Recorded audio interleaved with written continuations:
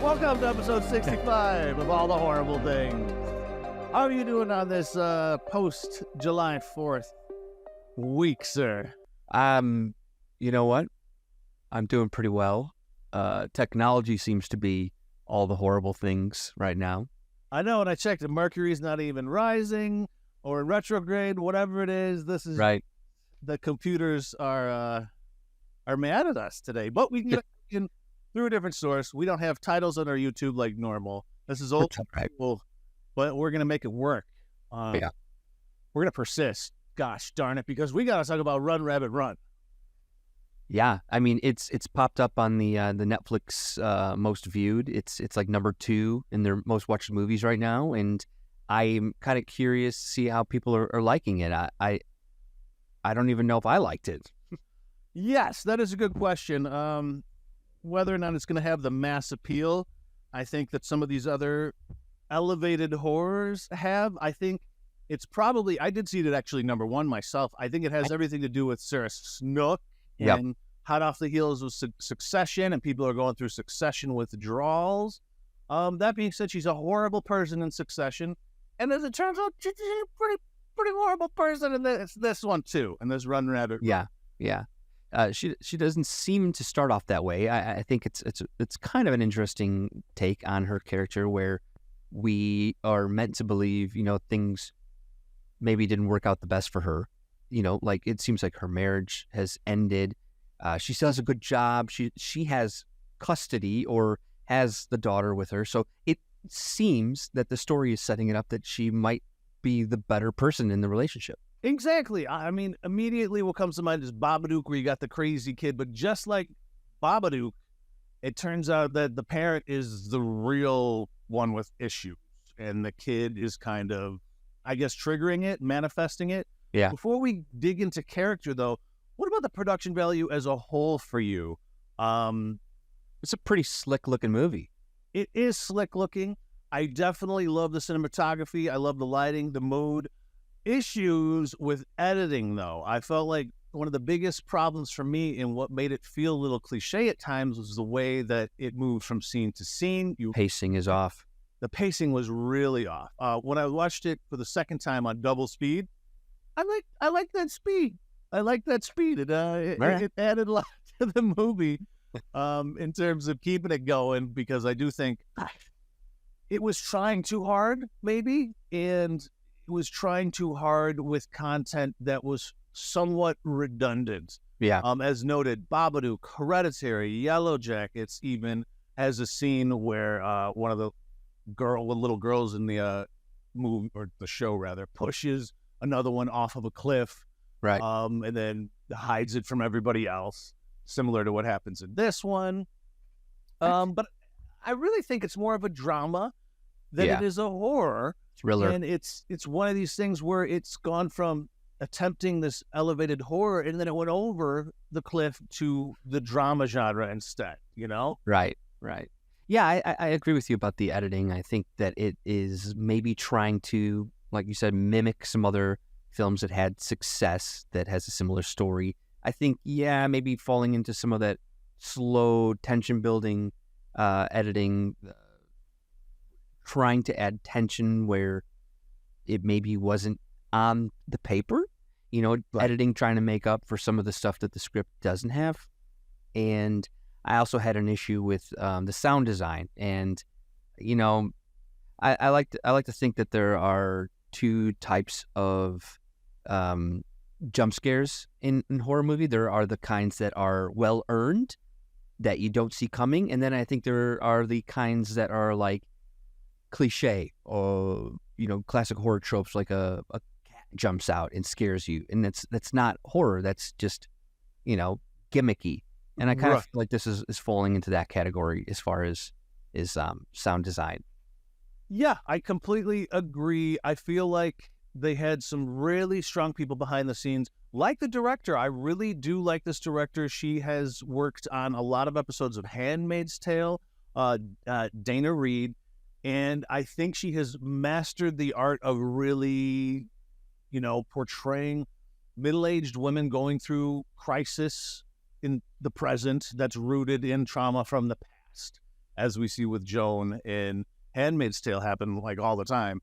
And the writer is actually more of a novelist too. So I could see how this might have been better in the long form because you get to really maybe, I haven't read the book that it's based on, but get to understand the mechanisms of the psyche of our character Sarah in this in a way that, I don't know, might have been more fulfilling than what we get here.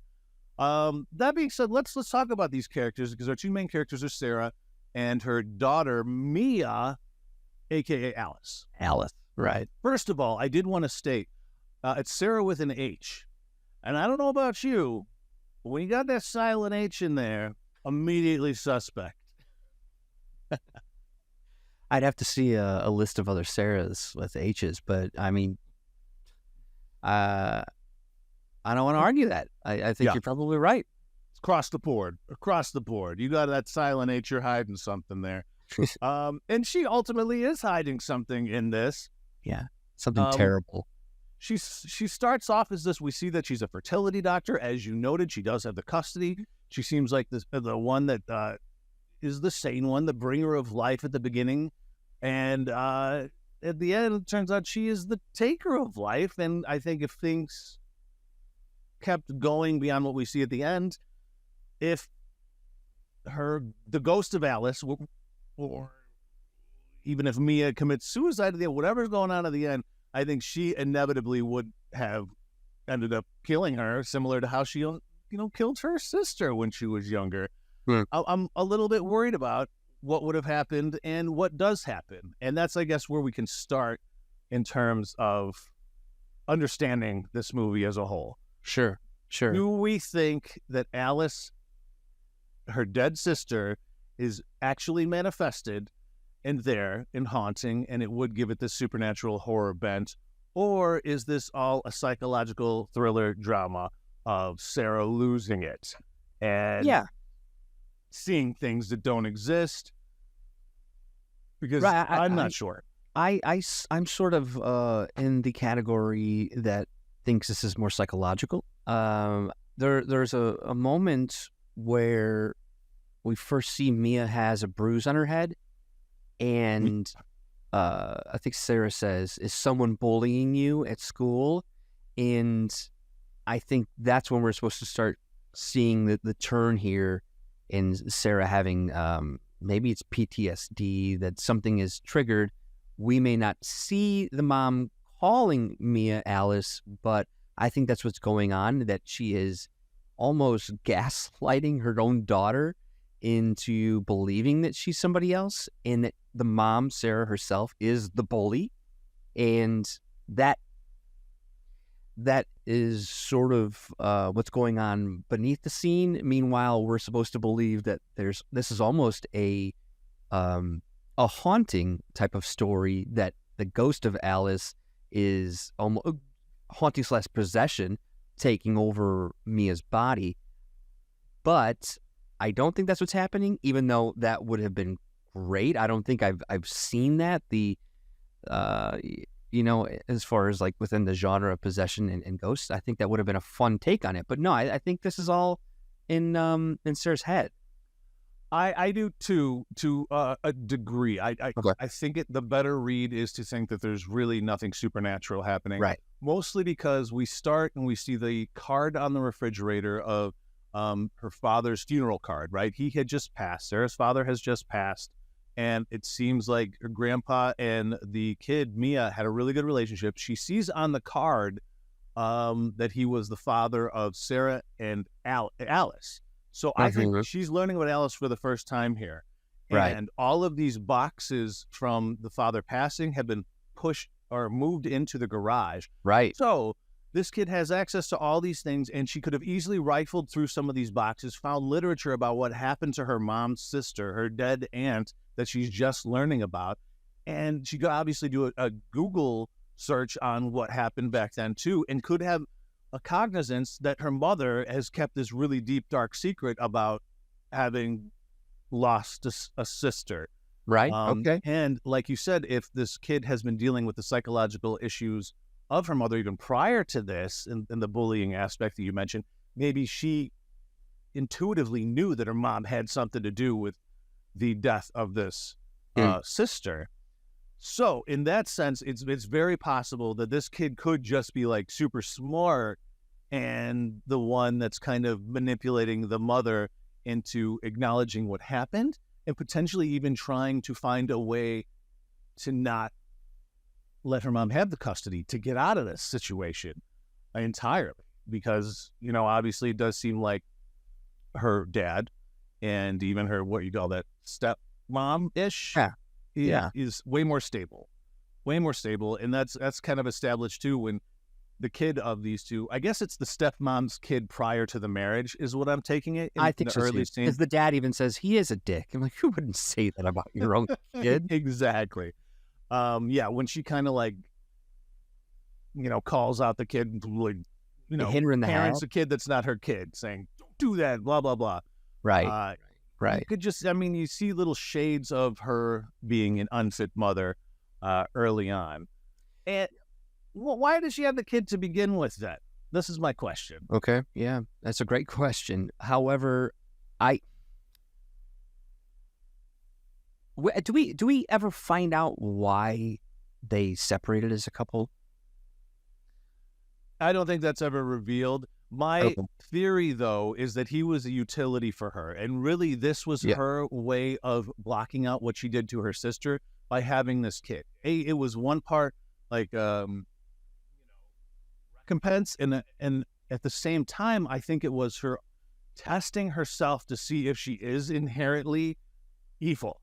You know what I mean? This kid is more of an experiment on herself than it is anything else. And she perhaps didn't actually love this husband. That being said, she does get pretty upset when he makes it clear we were only ever going to have one kid.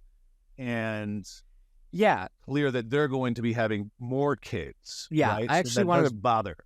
I wanted to bring that up because this could be the thing that starts it all, right? That triggers it. When he says we're going to have another child, and she says, I thought she was going to be an only child. So my question to you is, do you have a moment in this movie where you think things really are triggered and Sarah starts out on this spiral of like remembering? Because it could be that moment or the rabbit showing up. Or the rabbit, I got mixed feelings about the rabbit because I felt like it was really heavy-handed. But for me, I think it was in the moment maybe when the daughter's in the back seat and says, I miss Alice. And she says, how can you miss someone you never met? No, she says, I miss Joan, right? And oh, yeah, she had met Joan, that's grandma. Too. Right. And she's like, how can you miss someone you've never met? Meaning you've never even introduced your daughter to your own mother, which is, estranged for a reason. If she wasn't guilty in some way, especially when her mom's in this mode where she's deteriorating, that could also have been the trigger too when she realizes her mom has dementia, right? Mm-hmm. She could see the writing on the wall for herself too, and potentially have this nightmare escape where she's constantly seeing Alice too, as Joan did when she was first introduced, and being forced to kind of like relive this trauma with, dementia in the genes of the family. Sure. This is something that's kind of frightening to think about, what you have ahead of you based on your parents. So first of all, I do want to say I loved the kid's acting. It wasn't quite on par with the kid from Babadook because that kid was like phenomenal, but I think it's a better script as a whole. But I totally, in retrospect, appreciate what the kid was doing. I actually really enjoyed the kid's performance on that second viewing way more, knowing and having the theories that I had about what was going on. So I got to give that kid credit. I thought the same thing. I thought the kid was a fantastic young actor, and you'll see more of this child. Okay, so the question then is, why does she kill her sister when she's younger? This is one of my biggest questions that I ask you because I have a theory. It's a great question. And I mean, there has to be something about the idea of being an only child, right? So when she's talking to her ex about I thought she was going to be an only child. She has to have some sort of, personal feeling and to even want to do that, because I don't know enough about parents and, deciding whether or not you want to only have one child or multiple children. Is it about you, or is it about the child growing up alone? But we learn that Sarah had a sister, and is it just all about jealousy? I think it might be something deeper, only because when they talk about the father, it's made very clear that Sarah had a different relationship with her father than Alice did. Sarah went out to catch or to check the traps, because he was a hunter of sorts. Snares. My theory then, because if you go back, she locked her in the armoire, right? Locked her in there. When she comes out of the armoire, I guess we were to take that she then hits her over the head as well, the actual Alice, when it happened, which I think then points to the wound on the head that I think maybe wasn't even there. She was seeing that on Alice, the blood dripping from her head. That could have been a hallucination in itself. But my theory is Alice found out that their father was sexually abusing Sarah. And when it was clear that Alice was going to tell their mom the truth, she first locks her up for goodness who knows how long she was in that armoire, right? Terrible. When she finally does let her out, bludgeons her on top of that. And then significantly, when they're in bed together at the very end, and you have kind of this confession moment where she has to say, I'm sorry, and she acknowledges that this is Alice, or she talks to her like she's Alice. The confession kind of doesn't matter anymore to a point. And when she asked, why did you kill me? And why didn't you tell anyone? She said, I didn't want to tell the truth about what happened. And to me, that's double layered and could potentially be this sexual abuse issue that I think is definitely not overt in any way, and I might be reading way too much into it, but jealousy seems too simple for me. To me, it was a matter of her relationship with her mother is going to change if her mother then finds out what her dad has been doing to her. That's kind of my leap to I think give it additional significance to make it actually a better movie than it is on the surface. Is if that's what's going on. I don't necessarily know it would have been a better movie if they were overt about that. I kind of liked on the second viewing having to figure it out, because in the first one I didn't really have any sense of it, and it wasn't until the second one I'm like, this dad stuff, the way that the dad is talked about, having just a seems specific relationship with Sarah, and how he doesn't get over Alice's disappearance. Because if you remember, when they go into the old house, the dad has not touched Alice's room. Right. And she even says, don't go in there, type of to thing to her own daughter when Mia tries to go in there. Agreed. I'm not entirely positive, and maybe he was messing with both of them and she was going to tell. Right. And she had to do it no matter what. But I think there was something deeper and darker going on with the dad, because it is his death that kind of starts this whole movie off.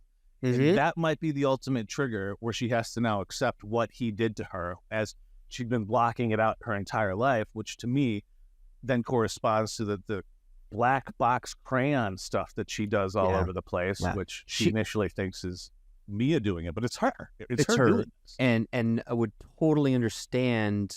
It would give more meaning to somebody who has suffered something traumatic like that and is dealing with it. And in that moment where we see her as an adult doing it, it's very childlike. Like she had something, and they say, in a lot of cases like this, when someone is,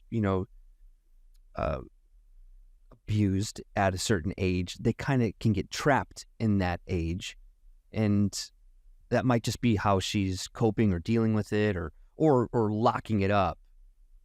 So I mean, I would agree with you that is probably what's really going on here. You had sent me a screen grab from the film on your first viewing, and you said There's going to be a lot of basically.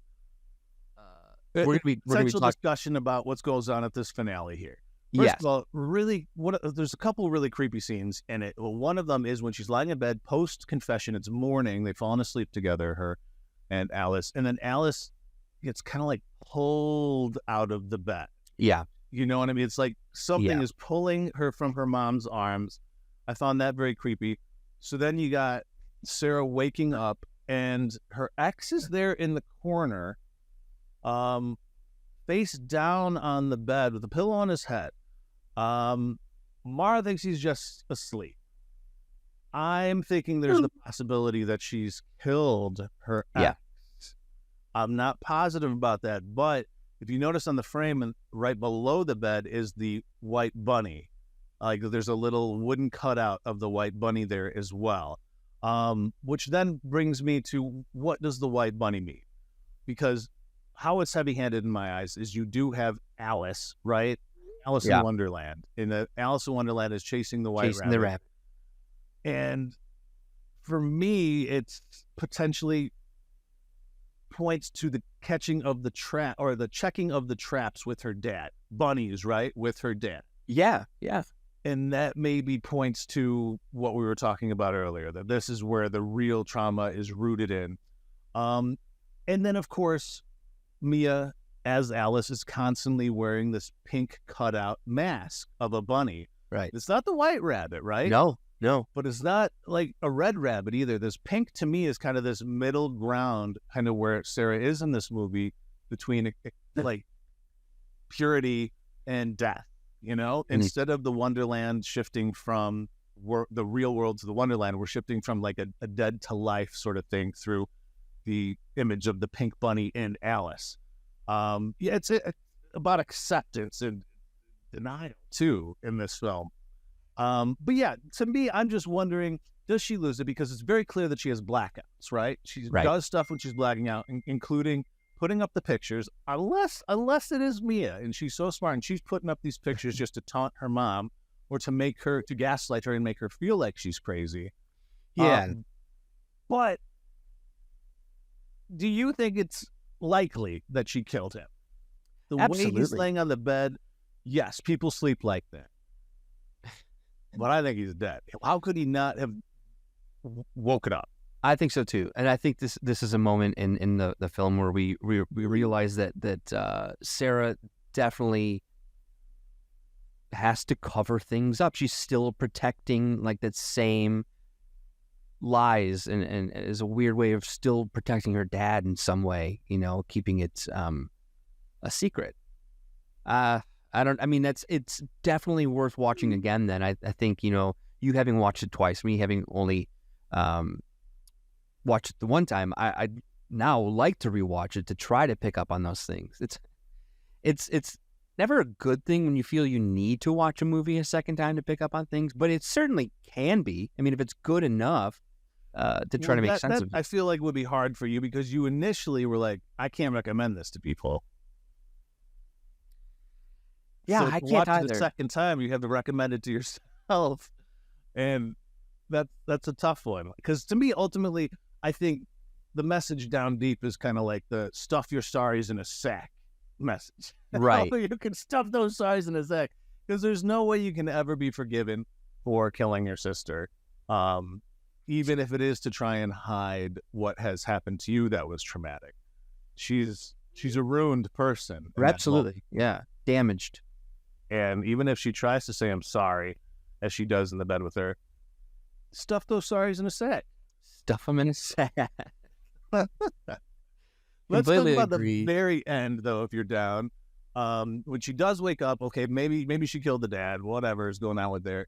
But then she kind of looks around the house. Where is my daughter or / sister? And then she's looking out the window, hopeless. Like, I don't know why she can't just run out the front door. Right. As Mia and then the actual Alice, or a vision of Alice, is with Mia walking her toward a body of water. Right. What's going on? I don't know. I mean, and there's a lot of things in this movie where I question, like, the direction on it. For example, I wanted to also bring up did you notice that every time Mia goes missing, it seemed like Sarah knew exactly where to go to find her? You know, it's almost like this weird thing, and it's a connection between her and Alice. But like when Sarah shows up late to pick up Mia from school, she almost knew exactly where to find her in that back pipe. Then when her and her ex are looking for her on the property, I feel like she knew exactly where to go because that's where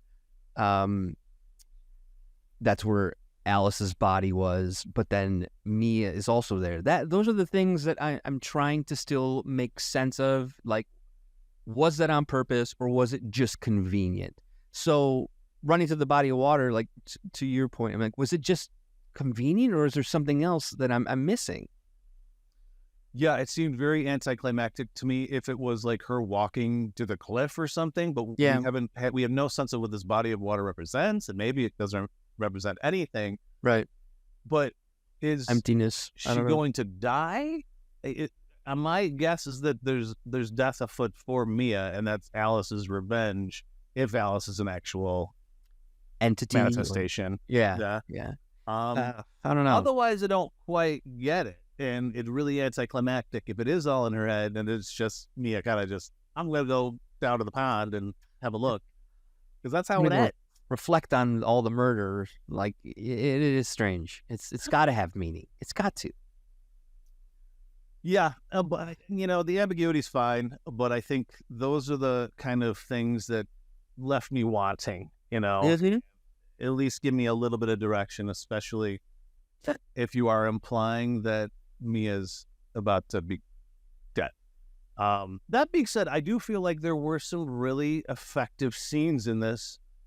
Specifically, my favorite kind of scary moment in it is when she goes to try and cut her hair with the scissors. Oh, yeah. Yeah. And she ends up like slicing up. She's in this manic state where she's trying to cut the kid's hair and the kid is just like kind of swatting her away and getting sliced up by it. I mean, before that, the hand in the car, like when Mia's hand gets caught in the door, it's not just bouncing back. It seems like the door actually latches shut. And then she does it to herself. I'm surprised those fingers didn't break. Yeah, why would she then do it to herself? That to me kind of goes back to this whole idea of having a kid for her was this experiment. Right. And, the effect of obviously being a single mother too. And all she can see then is the trauma. To me, it's like it's signaling when she did it to her kid's hand, because I don't know how she didn't see her hand there. She's doing it on purpose. She did it on purpose. And she's kind of punishing herself by doing it to herself. Yeah. Then again. I mean, is it just the fact that she doesn't feel anything, that she's trying so hard to, even if it's pain, to try to feel that? Yeah. I mean, I think she's potentially psychopathic, Mm-hmm. to do that to your sister, but her dad's the one that made her that way, is what I'm trying to get. And if her dad did that to her, she's going to do it to her daughter. But I don't know. As a whole, I definitely think it's worth a viewing. Mm-hmm. I don't know if I would then suggest for you to go back to it. Right. It's that classic, you don't need to leave the house to go see it. So if you're looking for something to watch, it's right there on Netflix. It has some fine filmmaking in it. It's just the story is, kind of left open for interpretation. Yeah. Yeah. I mean, that's a solid 2.5 out of 4 stars. You know what I mean? Yeah. It's got a lot working for it production wise, story wise. It's a little muddled. Yeah. The performances are good. Yeah, that's all I got on it. That's all I got on it. It's I'm curious now to go and revisit our list from earlier this year about things that were coming out, horror movies that were coming out this year, to see if it was on there, and I think it may have been. It was based on the name. The name's great. Right. I love the title, but then when you connect it to how it was used, yeah. The Run Rabbit Run, I'm gonna just say, is the kid trying to get away from her mom. Yeah. You know what I mean? Ultimately, and maybe this is all just her trying to get her mom to go crazy enough to lose custody of her. She's saving herself, essentially. This kid is the one running away from her abusive mother. Absolutely. And the bunny or rabbit is such a symbol of purity and sweet and kindness. It to me it seemed like that was the thing that well, at times in the backyard it was actually kind of fenced off, you know. It couldn't get out. It was like there was something safe locked away. And yeah, you can compare that to the child trying to get away from the mom. She literally tries to get rid of it and throw it over the fence. Yes. You know, so there is like something about trying to destroy something innocent. Yeah. And there's also the possibility this is going to be a little bit of a leap. Okay. The bunny bites her. Could everything after the bunny biting her just be rabies? Right. Yeah, you almost forget about this. She's got it bandaged up, and it looked like it took a pretty good chunk. Could have gotten infected. She could have some sort of, she's lost. weirdness going on. Yeah. But anyways. Yeah. See it, don't see it. It's up to you. It's easy. Everyone's got Netflix. But don't forget our beloved fans to like and subscribe and share. Review us. Pray for us. Think about us as often as you can. We are just two white rabbits. This is a fact. But of course, until then, we're going to need you to stay alive.